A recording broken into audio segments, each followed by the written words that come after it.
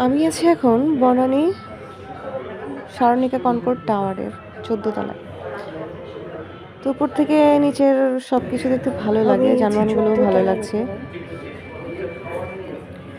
এখানে এসেছি একটা কাজটা হচ্ছে আমি চোখের লেসিক করাবো। তো লেসিক সম্পর্কে অনেকের ধারণা নেই। তো এখানে ডক্টর হারুনুর রশিদ, যিনি অনেক ভালো একজন ডক্টর, চোখের ডাক্তার। তো তাকে দেখাতে এসেছি বলে ভুল হবে।